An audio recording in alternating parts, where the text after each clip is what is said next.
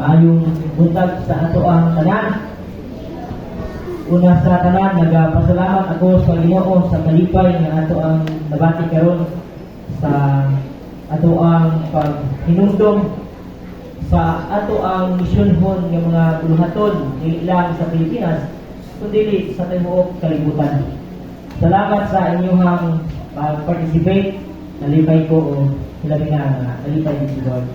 Sa atong paghinumdom sa atong mga missionaries na ata karon sa last part sa ato ang sermon series about the kingdom principles. Gusto na ko i-share sa inyo ang experience while nagpadulong ko sa Lapuyan. Especially ang atong mga leaders, inform sila nga ibiyahe ko padulong o Lapuyan niyadtong naging Lunes. O while traveling going to Lapuyan, nagdala ko katong gospel tracts about sa paghisgot sa pulong sa Ginoo. Ingon ko, sulayan niya ako ni. Kaya kayo nga ihulong ko, ug unya na ako'y ipangtagaan o gospel tracts. Wala na ko nag-share, wala na ko experience ang feeling unsay batikon nga manghatag ka gospel tracts sa usa ka tawo. Ingon ko man na ako'y ipanghatag ninyo. Basig pwede ninyo yung basa-basahon. Wala magdugay. Napot ko sa Bible School. Unya, nahibaluan sa akong mga nga nanghatag ko gospel tracts. And they were karang pakainunta nga nagkubidya sila. Sahay matawag na to o kanang sobra ng kumidya murag yaga-yaga. And I remember nga ako yung sermon this day is all about persecution. Sa panahon niya ay mabuhat ka sa buluhaton sa Ginoo. Doon ay mga panahon nga i-persecute ka, bugal-bugalan ka, o doon ay panahon nga gamiton sa kaaway mismo ang atong kauban sa buluhaton. Doon ay panahon nga mga lagad sa Ginoo, mag-share ka sa pulong sa Ginoo, ang gamiton sa kaaway nga i-persecute ka, na ibugal-bugal ka, usahay sulod sa imong balay. Usahay sulod sa imong paryente, usahay sulod sa kongregasyon. This morning, I would like to talk to you the word of the Lord. Blessed are the persecuted, a call to faithful missions. Hangyon pa mong tanan sa pagtindog, basahon na ko ang scripture passage ining butaga sa foundation sa ato ang pagtuon sa pulong sunod. Matthew chapter 5 verses 10 to 12. Blessed are those who have been persecuted for the sake of righteousness, for theirs is the kingdom of heaven. Blessed are you when people insult you and persecute you, and falsely say all kinds of evil against you because of me. Rejoice and be glad, for your reward in heaven is great, for in the same way they persecuted the prophets who were before you. Let us pray. Nagadungol kami kanimo Ginoo ining takna sa kabuntadon alang sa pagpamalandong sa imuhang mensahe, sa pagdasig kanamo nga magbalikon panahon sa mga pagtamay, panahon sa mga pagpanginsulto o panahon sa pagbugal-bugal sa diha nga kami mabuhat sa imong buluhaton, dili lang sulod sa iglesia kundi bisan sa amo ang mga katilingban o mga silingan. Gabi Ginoo ang matagusan namo at kinabuhi, panalipdi o panalangini kami, samtang kami magatuon ng imong mensahe. Gabita kini imong ubos na alagad, nga mahimong sugaran sa mga panalangin, samtang ako magasangyaw sa imong mga pulo. Ang tanan Ginoo nga gikan diha kanimo nga magula sa akong bakba, tuguti nga modulog kani sa among mga kasing-kasing.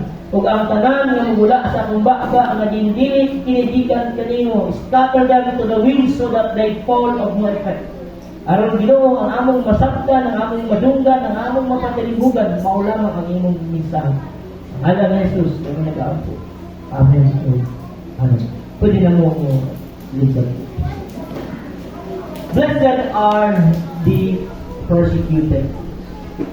Bulahan kadtong gitamay tungod sa ilahang paghimo sa buluhaton sa Dios. Mangutana ka, why is the Christian persecuted because of righteousness?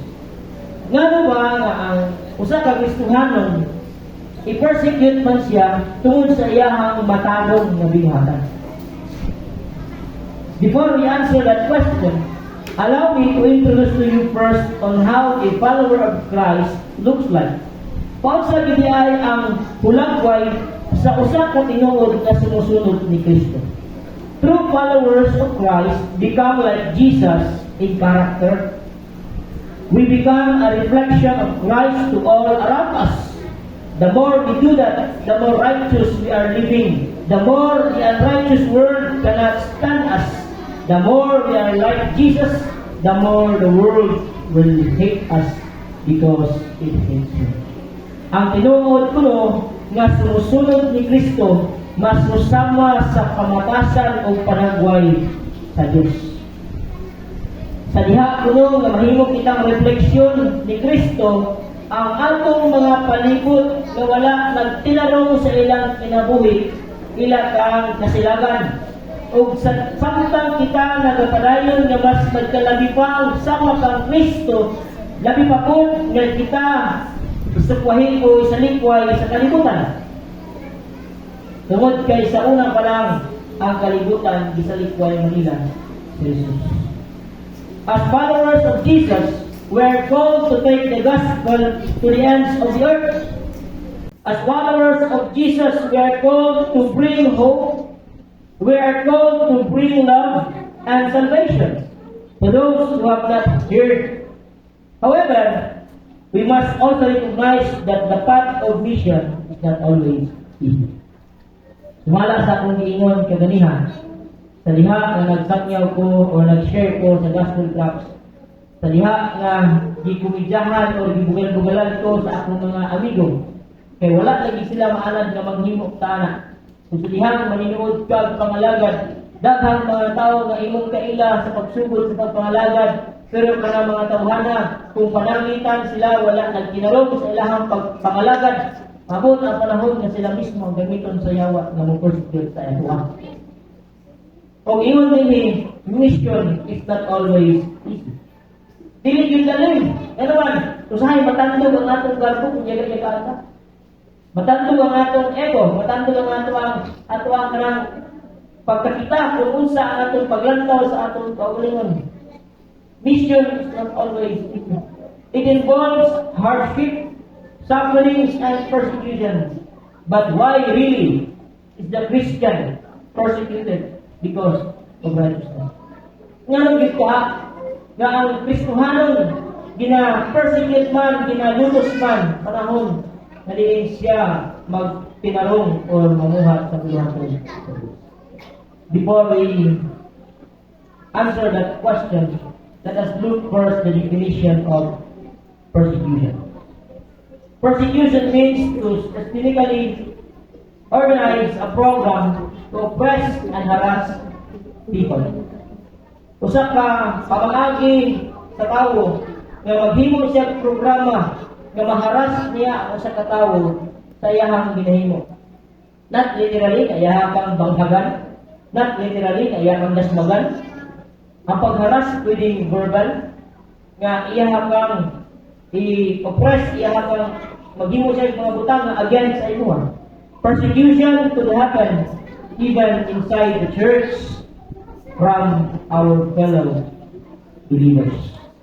The word persecuted in our context, it means being chased or driven away.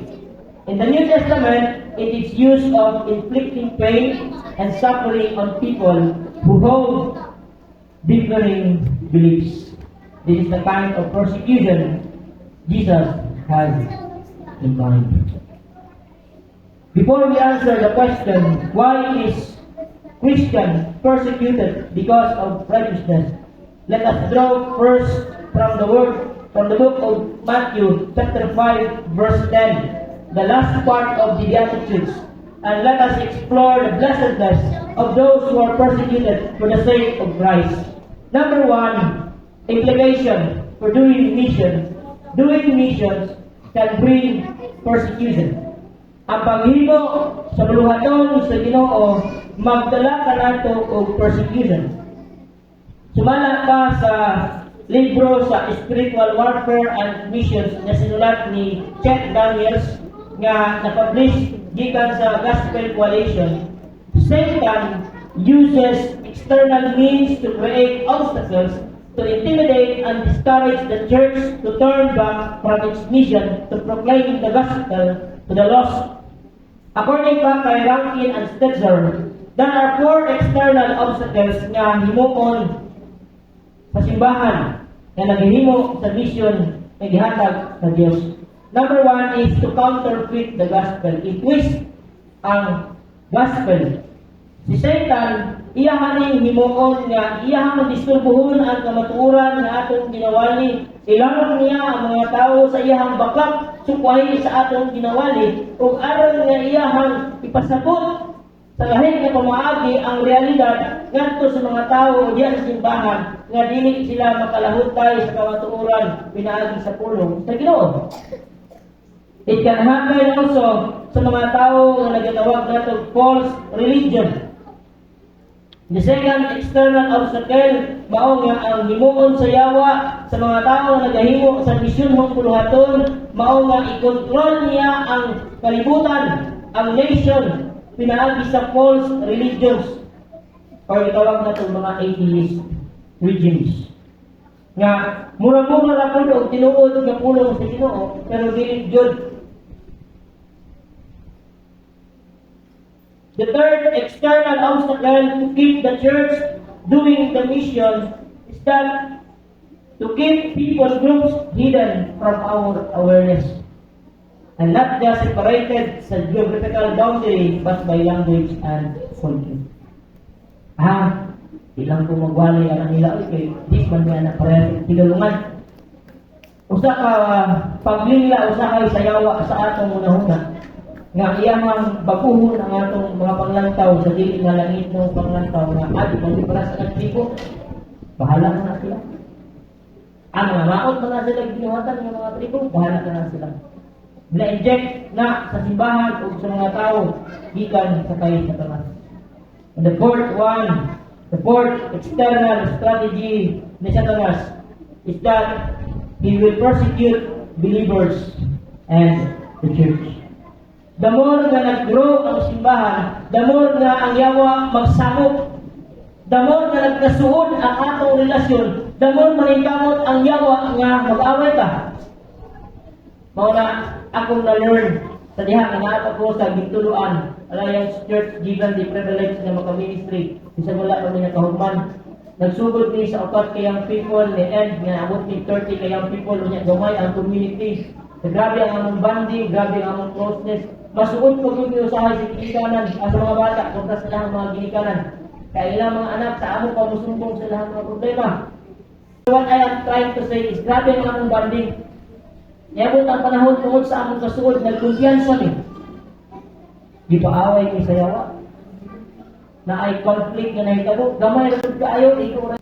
Usahay ang yawa, maningkamot nga ang tao, magkabulag-bulag sa ilang relasyon, ang simbahan, gugutom ni Satanas, alang dili makapadayon sa misyon mo ng mga pagpamuhan. And that's part of the external obstacle na ihatag ni Satanas. Sumala pa sa akong ingon ganiha, Satan uses external means to create obstacles, to intimidate and discourage you to turn back from its mission to proclaim the gospel to the lost. Muhimo gyud sa Satanas og mga babag aron ma-intimidate o ma-discourage ta nga gamay ang atong panglantaw sa atong kagalingon ug dili na lang ta mosangi sa pulong sa Ginoo sa mga kaisalahan. What will happen to those person nga nagpalayon despite the persecution? There are blessings. Ingon niya ganiha diha, doing missions can bring persecution. Pero kung magpadayon ka, doon ay blessing. Blessings of persecution for righteousness' sake.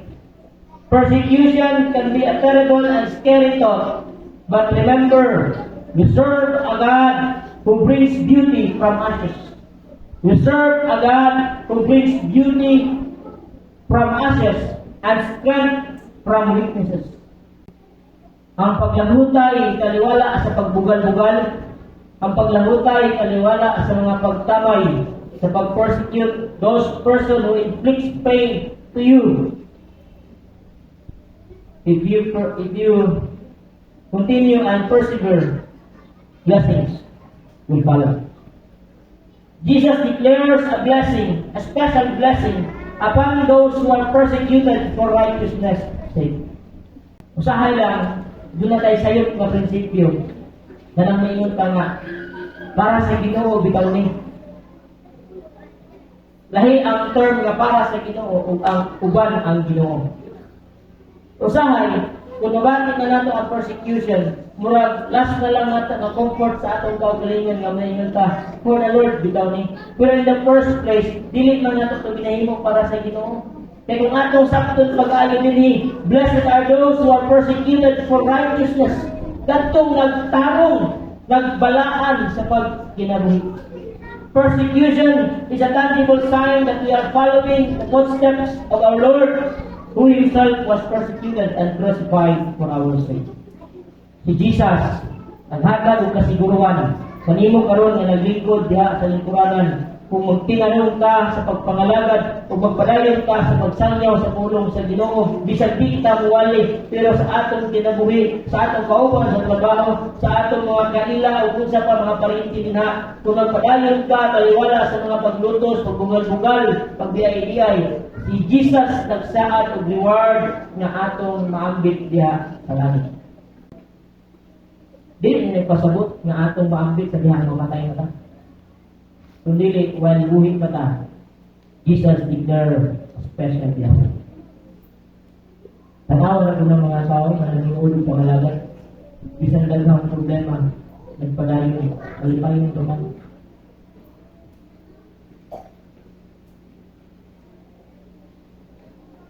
What shall we do now?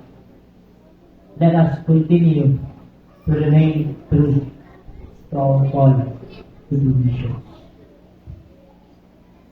When persecuted for our faith, the power of God's grace sustains us and empowers us to stand firm in our faith.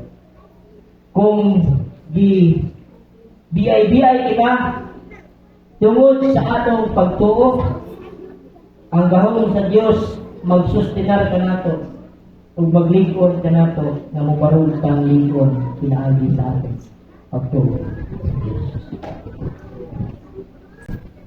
How we respond to persecution can be a powerful witness to the love, forgiveness, and transforming power of Jesus Christ. Unsa may imong himuon kung bugal-bugalan ka sa dihang mamuhat ka sa kabubuton sa Dios. Una, pwedeng ma-discourage. Ikaduha, matandog ang atong garbo. Kinsa guning mga tawhanan nga bugal-bugal na to, wa man ay mga agi. Pero kung atong hinumduman ang katapusan, kung imo nang gihimo tungod sa tarong para kang Kristo, sige lang. Respond pinaagi sa gugma. Kaya ang grasa sa Diyos, suposente man. As Kamakop family, and as Kamakobi family, we must commit ourselves to fervent prayer for our missionaries and provide support and encouragement and practical help for those who fail. Verse 3. Lokal na aman tayo mga missionary, o kitang tanan, missionary man tayo basta tinuod kang anak sa Diyos. Every Christian is a missionary. Kaya kitang tanan, doon naman tayo mga mission. Again, sumala sa pangutana, kagalingan. Why is the Christian persecuted because of righteousness? It is only because when you take a stand for what is right, it exposes those who do wrong. Wala nila kung tamay na ito. Kung mubarog ka sa kamaturan, katurag yung naghimog sa iyo. Walay laing nga pwedeng gamiton nga mo yagaw sa ato sa panahon nga mubarog ta sa kamatuoran kadto lang naghimog sala walay lain nga matugaw kung mubarot ka sa pagkamatarong kay mabulgar man kadtong naghimog sala. Why is the Christian persecuted because of righteousness? Only because when we take stand for what is right, it exposes those who do wrong.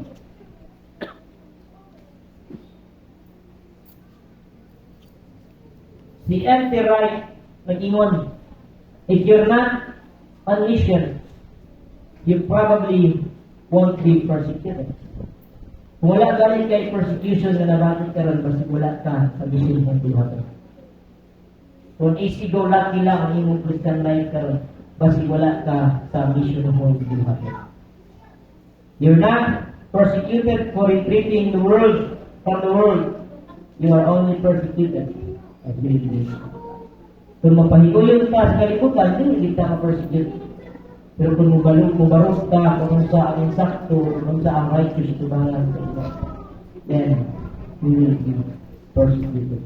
Ayaw pagpaampo na mawala ang persecution, ay kabahin ang siya sa kalibutan. Blessed are those who were persecuted for actively pursuing the kingdom of God. And because their faith. Good morning. And God bless kanato tanan. Alang samahan tanan. O sa Diyos, Espiritu Santo.